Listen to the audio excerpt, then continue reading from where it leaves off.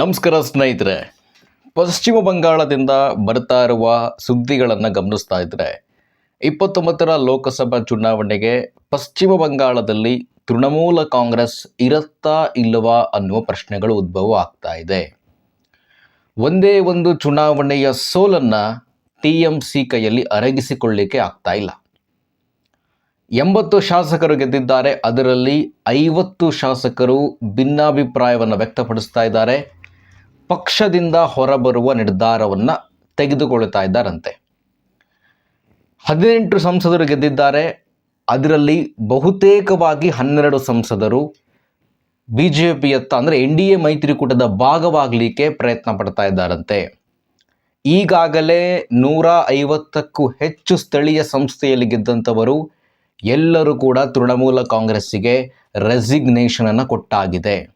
150ಕ್ಕೂ ಹೆಚ್ಚು ಸ್ಥಳೀಯ ಸಂಸ್ಥೆಗಳಲ್ಲಿ ಗೆದ್ದಂಥವರು. 80ರಲ್ಲಿ 50 ಶಾಸಕರಂದರೆ ಅದು 2/3 ಆಗೋದಿಲ್ಲ. 66ಕ್ಕೂ ಹೆಚ್ಚು ಜನ ಬಂದರೆ 2/3 ಆಗುತ್ತೆ.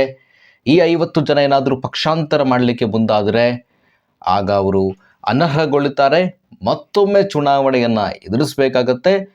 ಆಗಲೂ ಕೂಡ ಇವರು ಈಗ ಸುವೇಂದ್ರ ಅಧಿಕಾರಿಯವರ ಅಲೆಯಲ್ಲಿ ಗೆದ್ದುಕೊಂಡು ಬರ್ತಾರೆ. ಬಹುತೇಕವಾಗಿ ಇವರು ಪಕ್ಷಾಂತರ ಮಾಡುವ ಸಾಧ್ಯತೆ ಹೆಚ್ಚಿನ ಪ್ರಮಾಣದಲ್ಲಿ ಕಂಡು ಬರ್ತಾ ಇದೆ. ಈ ಸಂಸದರಿದ್ದಾರಲ್ಲ, 18 ಸಂಸದರಲ್ಲಿ 12 ಸಂಸದರು ಕಕೋಡಿ ಘೋಷ್ ಪ್ರಬಲೆ ಸಂಸದ ಈಕೆ, ಇವರು ಕೂಡ ಇವರ ನೇತೃತ್ವದಲ್ಲಿ TMCಯನ್ನು ತೊರೆಯೋದಕ್ಕೆ ಸಂಸದರು ನಿರ್ಧಾರ ಮಾಡಿದ್ದಾರಂತೆ. ಒಂದು ವೇಳೆ ಅವರು ಕೂಡ ಅನರ್ಹಗೊಂಡಿದ್ರೆ ಅವರು ಕೂಡ ಸುವೇಂದ್ರ ಅಧಿಕಾರಿಯವರ ಅಲೆಯಲ್ಲಿ ಗೆದ್ಕೊಂಡು ಬರ್ತಾರೆ. ಲೋಕಸಭಾ ಚುನಾವಣೆ ಅಂದರೆ ಕೇಳೋದೇ ಬೇಡ. ಕೌನ್ಸಿಲರ್ಸ್ಗಳಾಗಲೇ ರಾಜೀನಾಮೆ ಕೊಟ್ಟಾಗಿದೆ.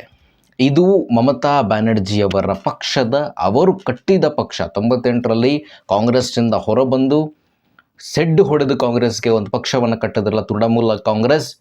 ಇವತ್ತು ಒಂದೇ ಒಂದು ಚುನಾವಣೆಯಲ್ಲಿ ಸೋಲಾಯಿತು, ಹೀನಾಯ ಸೋಲಾಯಿತು. ಅದನ್ನು ಅರಗಿಸಿಕೊಳ್ಳಲಿಕ್ಕೆ ಅವ್ರಿಗೆ ಆಗ್ತಾ ಇಲ್ಲ ಅರಗಿಸ್ಕೊಳ್ಳಿಕ್ಕೆ. ಮಮತಾ ಬ್ಯಾನರ್ಜಿಯವರ ಸ್ಥಿತಿ ಯಾವ ರೀತಿಯಾಗಿದೆ ಅಂತ ಹೇಳಿದ್ರೆ, ಏನನ್ನು ಮಾತಾಡಬೇಕು ಅಂತೇಳಿ ಅವ್ರಿಗೆ ಗೊತ್ತಾಗ್ತಾ ಇಲ್ಲ. ನಾನು ಕೇಂದ್ರ ರಾಜಕಾರಣಕ್ಕೆ ಬಂದ್ಬಿಡ್ತೀನಿ, ರಾಜ್ಯ ರಾಜಕಾರಣ ಅಭಿಷೇಕ್ ಬ್ಯಾನರ್ಜಿಗೆ ವಹಿಸ್ತೀನಿ ಅಂತಾರೆ. ಕರ್ಮ ರಿಟರ್ನ್ಸ್ ಅಂತಾರಲ್ಲ, ಇದೆ. 21ರ ಚುನಾವಣೆ ನಡೆದಾಗ ಮಮತಾ ಬ್ಯಾನರ್ಜಿಯವರು ಏನೇನ್ರಿ 5,000 ಕುಟುಂಬಗಳು ಆಚೆ ಬಂದು 76 BJP ಕಾರ್ಯಕರ್ತರ ಹತ್ಯೆ ಆಯಿತು. ಹತ್ಯೆಗಳು ನಡೆದೋದ್ವು ಅಲ್ಲೆಲ್ಲ. TMC ನೆಲಸಮಾಗಿ ಮುಳುಗಡೆ ಆಗತ್ತೆ. ಈ ಹಿಂದೆ ಬಿಹಾರದಲ್ಲಿ BJP ಲ್ಯಾಂಡ್ಸ್ಲೈಡ್ ವಿಕ್ಟರಿಯನ್ನು ಪಡೆದುಕೊಂಡ ನಂತರ ಯಾವ ರೀತಿಯಾಗಿ ತೇಜಸ್ವಿ ಯಾದವ್ ಸ್ಥಿತಿಯಲ್ಲಿದ್ದಾರೆ, ಇದು ಕೂಡ ಅದೇ ಸ್ಥಿತಿಗೆ ಬರುತ್ತೆ. ಒಂದು ಕಡೆ ಇದು ರಿಟರ್ನ್. ಸುವೇಂದ್ರ ಅಧಿಕಾರಿಯ ಘರ್ಜನೆಯನ್ನು ನೀವು ನೋಡ್ತಾ ಇದ್ದರೆ ಯೋಗಿ ಆದಿತ್ಯನಾಥರನ್ನೇ ಮೀರಿಸ್ತಾ ಇದ್ದಾರೆ.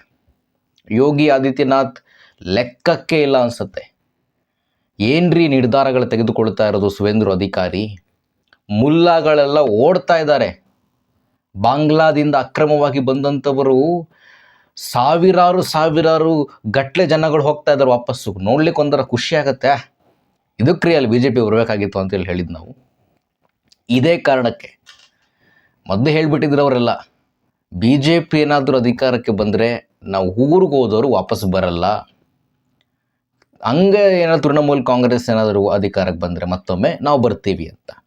ಈ ಒಂದೇ ವಾಕ್ಯ ಅವ್ರು ಹೇಳಿರುವಂಥದ್ದು ಎಷ್ಟರ ಮಟ್ಟಿಗೆ ಅರ್ಥವನ್ನು ಸೂಚಿಸುತ್ತೆ ಅಂತೇಳಿ ಅರ್ಥ ಮಾಡ್ಕೊಳ್ಳಿ.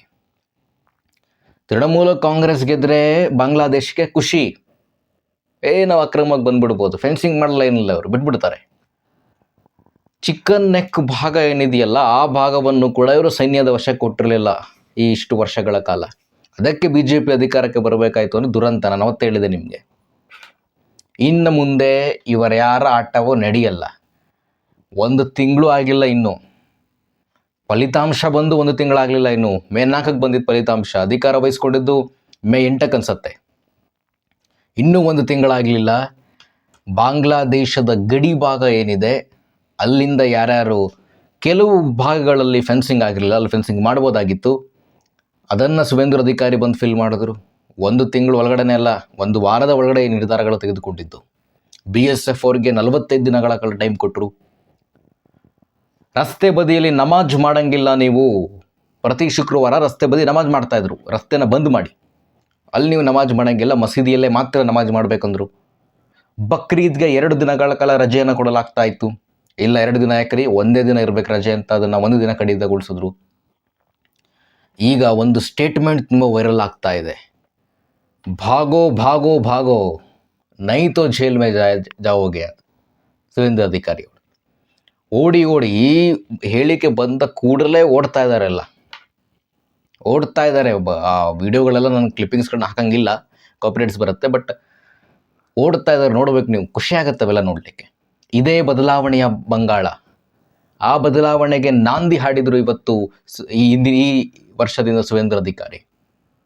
ಸಂಪೂರ್ಣ 5 ವರ್ಷ ಇದೇ ರೀತಿ ಸರ್ಕಾರ ಅಲ್ಲಿ ಇದ್ದರೆ, ಇದೇ ರೀತಿಯ ಸನ್ನಿವೇಶ ಅಲ್ಲಿದ್ದರೆ, ಪಶ್ಚಿಮ ಬಂಗಾಳ ಇಡೀ ದೇಶಕ್ಕೆ ಯಾವ ರೀತಿ ಉತ್ತರ ಪ್ರದೇಶ ಮಾದರಿ ಅನ್ಸ್ಕೊಳ್ಳುತ್ತಲ್ಲ, ಪಶ್ಚಿಮ ಬಂಗಾಳ ಕೂಡ ಬ್ರಿಟಿಷರ ಕಾಲದಲ್ಲಿ ಇದ್ದ ಸ್ಥಿತಿಗೆ ಎಕನಾಮಿಕಲಿ ಯಾವ ರೀತಿಯಾಗಿತ್ತು, ಲ್ಯಾಂಡ್ ಆಫ್ ಇಂಡಸ್ಟ್ರೀಸ್ ಅಂತೇಳಿ ಅನ್ಸ್ಕೊಳ್ತಾ ಇತ್ತು. GDPಯಲ್ಲಿ 26% ಕೊಡುಗೆಯನ್ನು ಕೊಡ್ತಾ ಇತ್ತು. ಮತ್ತೊಮ್ಮೆ ಪಶ್ಚಿಮ ಬಂಗಾಳವನ್ನು ಆ ರೀತಿ ನೋಡ್ಬೋದು. ಯಾಕೆ ಈ ಸಂಜೀವ್ ಗೋಯಂಕಾ LSG IPL ಟೀಮ್ನ ಮಾಲೀಕರಿದ್ದಾರಲ್ಲ, ಅವರು ದೊಡ್ಡ ಉದ್ಯಮಿ. ಅವರು ಪಶ್ಚಿಮ ಬಂಗಾಳದಿಂದ ಬರ್ತಾರೆ. BJP ಗೆಲುವು ಅಂದ ತಕ್ಷಣ ಖುಷಿ ಸಂತೋಷ ನೋಡಬೇಕಾಗಿತ್ತು ಅವ್ರದ್ದು. ಸಂಜೀವ್ ಗೋಯಂಕಾ ಕೋಲ್ಕತ್ತಾದ ಭಾಗಕ್ಕೆ ನೀವು ಹೋದರೆ ಎಷ್ಟು IT ಕಂಪನಿಗಳಿದೆ ಈಗ ಅಲ್ಲಿ. ಬರೀ ಮಮತಾ ಬ್ಯಾನರ್ಜಿ ಓಲೈಕೆ ರಾಜಕಾರಣ. ಅವರ ಸಂಸದರು ಹಂಗೆ, ಅವರ ಶಾಸಕರು ಅದೇ ಕತೆ.